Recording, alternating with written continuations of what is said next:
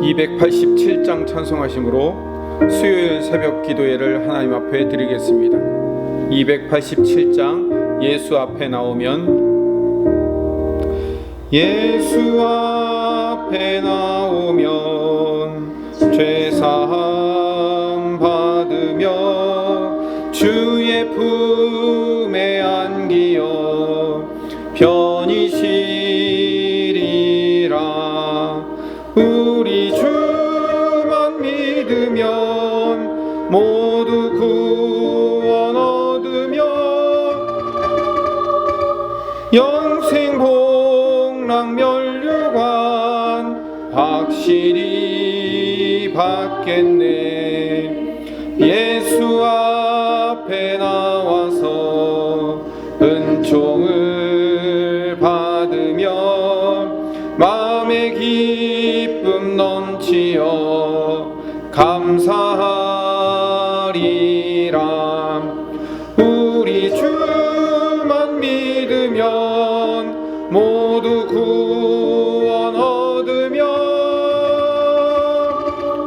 영생 복락 면류관 확실히 받겠네. 예수 앞에 설 때에 흰 옷을 입으며 밝고 빛난 내 집에 길이 살리라.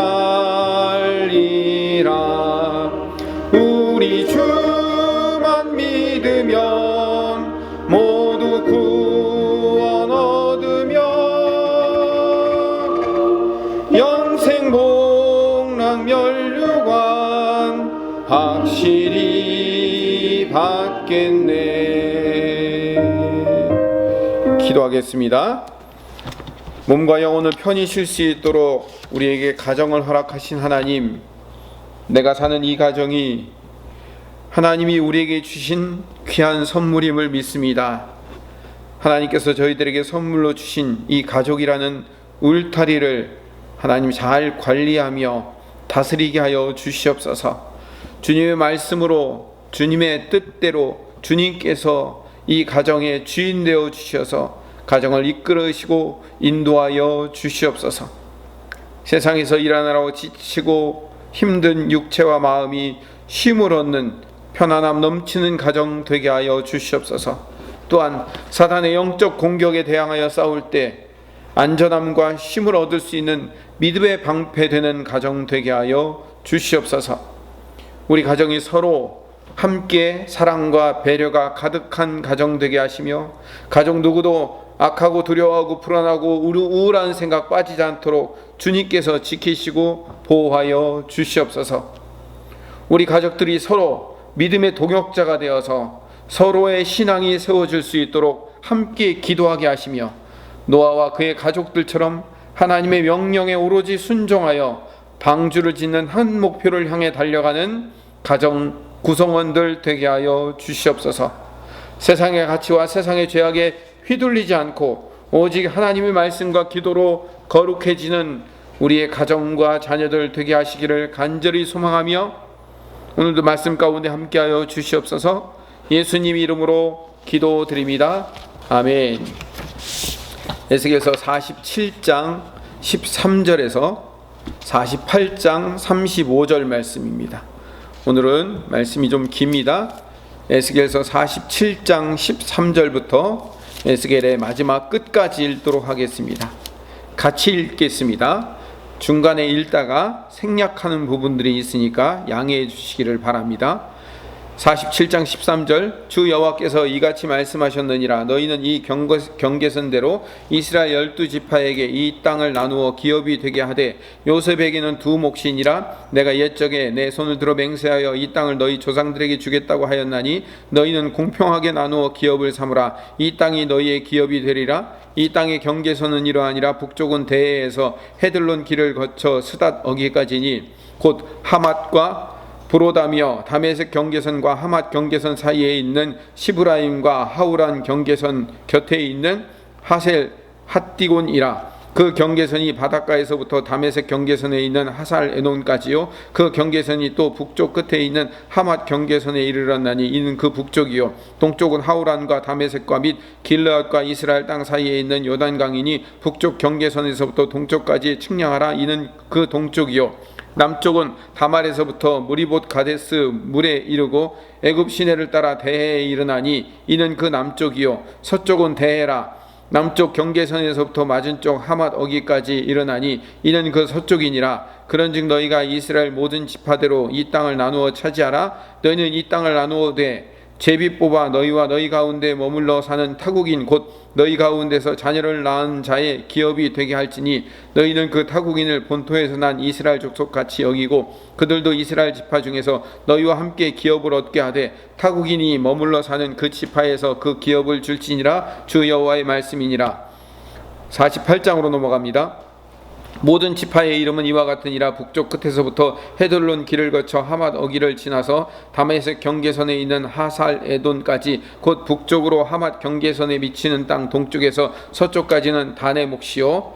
2절 아셀, 납달리, 므낫세, 에브라임, 르우벤, 유다. 8절로 갑니다. 유다 경계선 다음으로 동쪽에서 서쪽까지는 너희가 예물로 드릴 땅이라. 너희는 25,000척이요 길이는 다른 몫에 동쪽에서 서쪽까지와 같고 성소는 그 중앙에 있을지니 곧 너희가 여호와께 드려 예물로 삼을 땅의 길이는 25,000척이요 너비는 10,000척이라. 이 드리는 거룩한 땅은 제사장에게 돌릴지니 북쪽으로 길이가 25,000척이요 서쪽으로는 너비는 10,000척이요 동쪽으로는 너비가 10,000척이요 남쪽으로 길이가 25,000척이라. 그 중앙에 여호와의 성소가 있게 하고 이 땅을 사독의 자손 중에서 거룩하게 구별한 제사장에게 돌릴지어다. 그들은 직분을 지키고 이스라엘 족속이 그릇될 때에 레위 사람이 그릇된 것처럼 그릇되지 아니하였느니라. 땅의 예물 중에서 그들이 예물을 받을지니 레위인의 접경지에 관한 가장 거룩한 예물이니라. 제사장의 경계선을 따라 레위 사람의 몫을 주되 길이는 25,000척이요 너비는 10,000척으로 할지니 이 구역의 길이가 25,000척이요 너비가 각기 10,000척이라. 그들이 그 땅을 팔지도 못하며 바꾸지도 못하며 그 땅에 처음 익은 열매를 남에게 주지도 못하리니 이는 여호와께 거룩히 구별한 것임이라. 이 25,000척 다음으로 너비 5,000척은 속된 땅으로 구분하여 성읍을 세우며 거주하는 곳과 전원을 삼되 성읍이 그 중앙에 있게 할지니 그 크기는 북쪽도 4,500척이요 남쪽도 4,500척이요 동쪽도 4,500척이요 서쪽도 4,500척이며 그 성읍의 들은 북쪽으로 250척이요 남쪽으로 동쪽으로 서쪽으로 250척이며 예물을 삼아 거룩히 구별할 땅과 연접하여 남아있는 땅의 길이는 동쪽으로 10,000척이요 서쪽으로 10,000척이라. 곧 예물을 삼아 거룩하게 구별할 땅과 연접하였으며 그 땅의 소산을 성읍에서 일하는 자의 양식을 삼을지라. 이스라엘 모든 지파 가운데 그 성읍에서 일하는 자는 그 땅을 경작할지라. 그런즉 예물로 드리는 땅의 합계는 길이도 25,000척이요 너비도 25,000척이라. 너희가 거룩히 구별하여 드린 땅은 성읍의 기지와 합하여 네모 반듯할 것이니라. 거룩하게 구별할 땅과 성읍의 기지 좌우편에 남은 땅은 군주에게 돌릴지니 곧 거룩하게 구별할 땅의 동쪽을 향한 그 경계선 앞 25,000척과 서쪽을 향한 그 경계선 앞 25,000척이라. 다른 목들과 연접한 땅이니 이것을 군주에게 돌릴 것이며 거룩하게 구별할 땅과 성전의 성소가 그 중앙에 있으리라. 22절 그런즉 군주에게 돌려 그에게 속할 땅은 레위 사람의 기업 좌우편과 성읍의 기지 좌우편이며 유다 지경과 베냐민 지경 사이에 있을지니라. 23절 베냐민, 시므온, 이사갈, 스불론, 갓.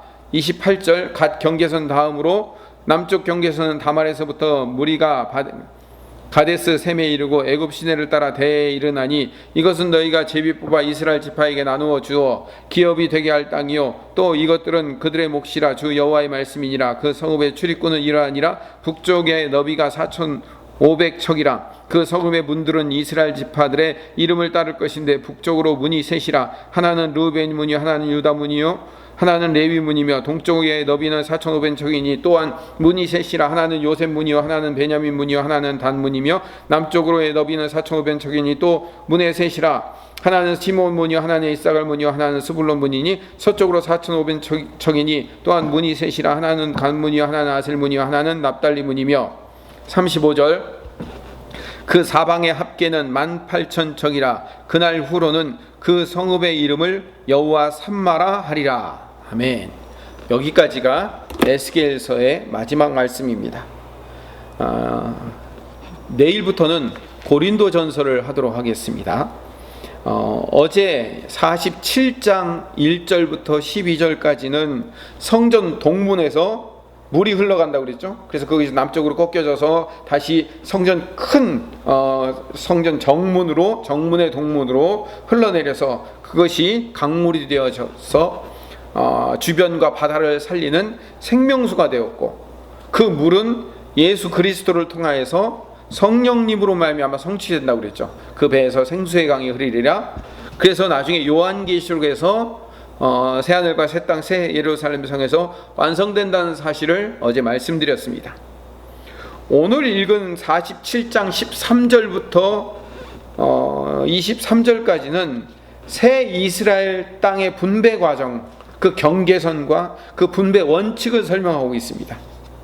그 분배의 원칙은 어떻게 되냐면 14절에 봅시다. 47장 14절에 보면 내가 옛적에 내 손을 들어 맹세하여 이 땅을 너희 조상들에게 주겠다고 하였나니 너희는 공평하게 나누어 기업을 삼으라. 공평하게 나눠라. 이게 이 땅의 분배 원칙입니다. 그래서 12지파가 아주 정확하게 공평하게 나누어 하게 됩니다. 나중에 동영상에서 사진으로 올려드리겠지만 이 사진 한 장만 보면 지금 47장 13절에서 48장까지의 이야기를 이 그림 안에 하나로 딱 볼 수가 있습니다. 근데 본문에서 중요한 사실은 22절, 47장 22절에 보면 너희는 이 땅을 나누되 제비 뽑아 너희와 너희 가운데 머물러 사는 타국인 곧 너희 가운데서 자녀를 낳은 자의 기업이 되게 할지니 라고 해서 타국인들에게도 제비를 뽑아서 땅을 나눠주라고 얘기합니다. 이방 민족에게까지 하나님의 나라가 확장될 것을 암시적으로 설명하고 있습니다. 48장은 이렇게 각 지파의 목과 거룩한 땅에 대해서 이야기를 하고 있고, 다시 48장으로 넘어가서 1절부터 7절까지는 7지파가 어떤 몫의 땅을 갖는가에 대한 경계를 설명합니다. 그리고 8절부터 22절까지는 예물로 드릴 거룩한 땅에 관한 설명입니다. 위에 6지파, 아래 6지파지만 유다와 베냐민 지파 사이에 거룩한 땅을 두어서 그 거룩한 땅을 제사장들과 레위인들에게 주고, 그 제사장들과 레위인들이 사는 그 한 가운데 네모 반듯한 그 땅 가운데에 새 성전인 새 예루살렘 성을 거기서 짓게 된다고 말씀드렸어요. 이스라엘 백성들 보고 지으라는 것이 아니라 새 예루살렘 환상, 에스겔이 보는 그 환상 중에 본 그 성전이 그 거룩한 땅 안에 들어가 있고, 그 땅의 좌우편은 군주, 왕이 갖도록 되어 있습니다. 그러니까 이 얘기는 45장에 미리 했던 이야기예요. 45장에 그림으로 보여주었던 그 땅의 분배 과정을 다시 한번 자세하게 반복해서 설명하는 내용이 47장 후반절과 48장 앞부분의 이야기인 겁니다. 그 다음에 아까 제가 간략하게 제목만 그 지파 이름만 달고 중간에 공중으로 붕 떴던 그 내용 23절부터 29절까지의 말씀은 앞선 7지파 이외에 5지파의 경계에 대한 설명을 하고 있습니다.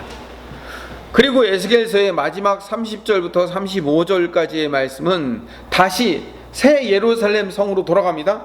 그래서 그 새 예루살렘 성은 12개의 성읍의 문이 있어요. 그 문의 이름에 대한 설명을 하고 있는 거예요. 근데 르우벤부터 납달리까지 각각의 하나, 둘, 셋, 넷 동서남북으로 되어 있으니까 12지파니까요. 각각의 3지파씩 문이 있는 거예요. 그러니까 문이 3개씩 북쪽에, 동쪽에, 남쪽에, 서쪽에 각각 3개의 문이 있는 거죠. 그래서 12개의 문이 있다라고 설명하고 있는 거예요.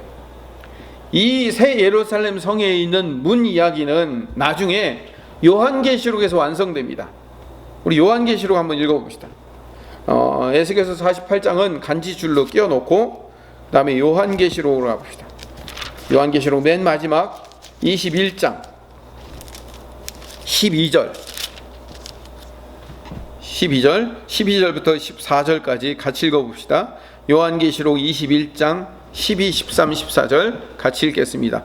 크고 높은 성곽이 있고 12문이 있는데 문에 12천사가 있고 그 문들 위에 이름을 썼으니 이스라엘 자손 12지파의 이름들이라.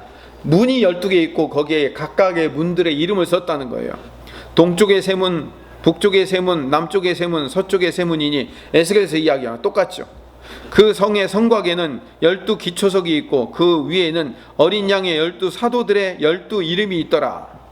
구약 에스겔서에 본 환상에서는 새 예루살렘 성에 문이 12개 있는데 그 12개의 이름이 각기 12지파의 이름으로 되어 있다고만 되어 있는데, 신약의 새 하늘과 새 땅에서 올 그 새 예루살렘 성은 그 에스겔서에서 나와 있는 12문과 똑같은 문이긴 하지만 그 12기초석이 있고 그 위에 어린 양의 12사도들의 이름이 있더라는 거죠. 그러니까 신약의 문과 구약의 문과 신약의 12사도의 이름이 같이 있더라는 거죠. 신구약이 합쳐져 있다라는 것을 요한계시록에서 이야기하고 있는 거예요. 그래서 에스겔서에서는 12지파의 문만 있었는데 신약에서 12사도의 이름이 합쳐져서 구약은 예표로 사용되고 신약은 그 예표에 대한 성취이며 실체화된 사건으로 설명하고 있는 겁니다. 지금 제가 말씀드리고 있는 것이 어제도 말씀드렸지만 구속사적 해석이라고 하는 겁니다. 그리고 35장 에스겔서의 결론입니다. 35절부터 다시 요한계시록 21장도 다시 간지줄로 끼워놓고 에스겔서 48장 35절로 돌아가 보면 그 사방의 합계는 18,000척이라 그날 후로는 그 성읍의 이름을 여호와 삼마라 하리라 라고 되어 있어요. 여호와 삼마. 여러분 성경에 보면 여호와 삼마라는 말 앞에 번호가 쓰여져 있을 거예요. 맨 밑으로 내려가 보세요. 뭐라고 바꿔 쓸 수 있죠? 여호와께서 거기에 계시다라는 말로 바꿔 쓸 수 있습니다. 여호와 삼마라는 말은 여호와께서 거기 계시다라는 말이에요. 어디에요? 새 예루살렘 성에 계시다라는 거예요. 그러니까 임마누엘의 또 다른 이름이에요. 임마누엘이 무슨 뜻이죠? 하나님이 우리와 함께 계시다. 여호와 삼마는 여호와께서 거기 계시다 이런 뜻입니다. 이것을 여호와 삼마와 임마누엘을 성취하신 분이 누구냐면 예수님이셔요. 예수님이 이 땅에 오실 때 아버지 요셉에게, 육신의 아버지 요셉에게 이름을 예수라 하리라 라고 했지만 그 이름을 또 다른 이름이 하나 있다고 설명하고 있어요. 마태복음 1장에. 근데 그 이름이 뭐냐면 임마누엘이라 하리라. 임마누엘이라는 이름이 따로 있으셔요. 예수님이. 임마누엘은 하나님이 우리와 함께 계시다라는 이름이에요. 그 이름을 성취하기 위해서 예수님이 이 땅에 오신 거예요. 하나님이 우리와 함께 가신다는 것을 보여주기 위해서. 그런데 여호와 삼마도 같은 의미를 갖고 있어요. 그런데 이 여호와 삼마가 요한계시록에서 다시 성취되고 있습니다. 아까 요한계시록 21장 22절 23절을 읽어보겠습니다. 요한계시록 21장 22절 23절을 제가 읽어보겠습니다. 성 안에서 내가 성전을 보지 못하였으니, 새 예루살렘 성이 내려오는데 그 새 예루살렘 성에는 성전이 없어요. 그래서 예루살렘 성에서 가장 중요한 게 뭐예요? 성전이죠. 한가운데 있는. 근데 성전이 없대요. 왜냐하면 성전을 보지 못하였으니 이는 주 하나님 곧 전능하신 이와 및 어린 양이 그 성전이심이라. 하나님과 그 아들 예수님이 계시기 때문에 성전이 필요 없는 거예요. 하나님 그분이 성전 자체가 되신 분이에요. 29절 요한계시록 21장 29절 그 성은 해나 달의 비침이 쓸데없으니 이는 하나님의 영광이 비치고 어린 양이 그 등불이 되기 때문에 더 이상 그 안에는 성전이 없다는 거예요. 그러니까 여호와 삼마가 예수님을 통하여서 성취되고 새 예루살렘 성을 통하여서 완성되는 걸 보여주고 있는 거예요. 에스겔서의 마지막 결론을 이렇게 내리겠습니다. 에스겔서는 처음에 1장부터 3장까지는 에스겔이 소명받는 이야기이고 4장부터 32장까지는 처음에는 유다가 심판을 받아요. 그 유다가 심판받은 결과로 여호와의 영광이 성전에서 떠나요. 11장에. 그 성전에서 떠나서 그발강가, 다시 말하면 포로들이 있는 곳에 가 계시는 거예요. 그랬다가 나중에 이방들이 다 심판받는 이야기가 계속 설명되고 33장부터 회복의 이야기가 시작돼요. 그러면서 40장, 41장, 42장에 그 그발강가에 있던 하나님의 영광이 에스겔을 데리고 예루살렘으로 다시 돌아오는 거예요. 영이 돌아와서 그 예루살렘 성, 아직 거기는 그 육신적으로는 포로 시대이지만 에스겔에게 환상을 보여주는데 이제 회복될 새 예루살렘 성이 환상 중에 펼쳐질 텐데, 그 성에 43장에 보니까 하나님의 영광이 그 예루살렘 성으로 들어오는 거예요. 동문으로. 그래서 동문으로 들어오고 문이 닫히잖아요. 더 이상 아무것도 들어올 수 없도록, 하나님만 그 성전 안에 거하실 수 있도록, 하나님의 돌아오심으로 말미암아, 하나님의 영광이 돌아오심으로 말미암아 그 성전이 진짜 회복되는 거예요. 진정한 회복이 거기서부터 시작되는 거예요. 하나님의 오심으로, 돌아오심으로 말미암아. 그게 뭐예요? 그게 여호와 삼마예요. 돌아오신 하나님이 계시기 때문에 거기는 여호와께서 거기 계시는 거예요. 돌아오신 하나님의 영광이 있기 때문에. 그래서 임마누엘이신 하나님, 우리와 함께 하시는 그 하나님이 거기로 돌아오셨어요. 다시 떠나셨던 그곳에서 새 예루살렘 성으로 다시 돌아오셨어요. 이거를 누가 성취했냐고요? 예수님이 성취하셨어요.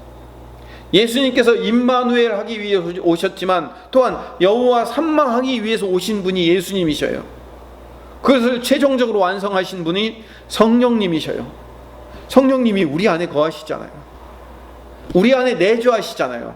성전된 우리 안에 하나님의 영광이시며 하나님의 영이신 성령이 거하시니까 우리와 함께 하시며, 임마누엘, 거기 거하신다, 거기 계신다, 여기 계시니까 여기가 여호와 삼마인 거예요.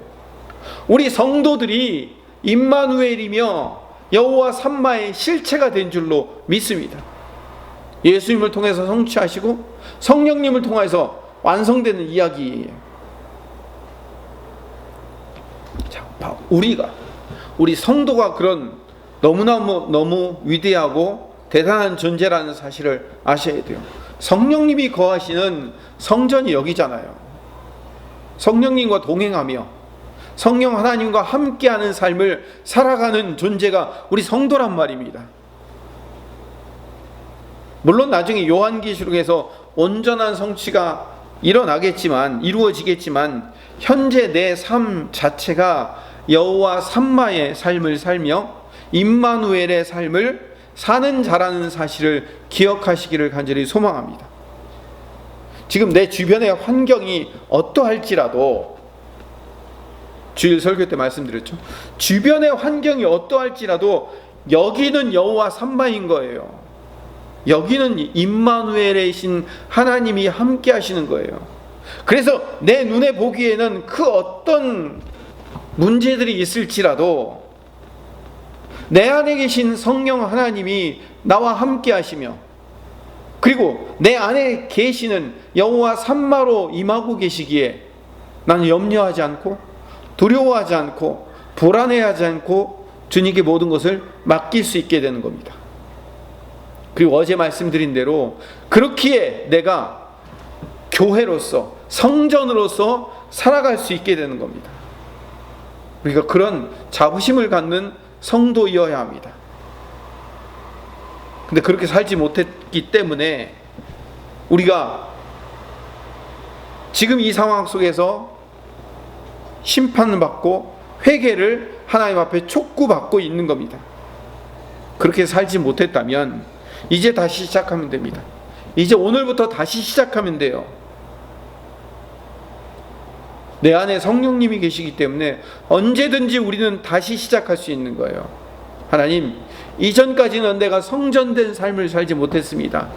내 안에 성령님이 거하셔서 내가 임마누엘의 삶을 살 수 있고 여호와 삼마의 삶을 살 수 있었음에도 불구하고 그 성령님을 인정하지 않고 성령님께 근심을 끼쳐드리고 성령님을 의지하지 않음으로 말미암아 내 방식대로 살아왔던 그 모든 것들을 회개하오니 이제부터, 오늘부터, 지금 이 순간부터 임마누엘의 삶, 여호와 삼마의 삶을 다시 살기를 소원하오니 하나님, 이 안에 거하여 주시어서 내게 또 능력과 힘을 허락하여 주시옵소서라고 하나님 앞에 부르짖는 하나님의 백성들 되시기를 간절히 소망합니다. 기도하겠습니다.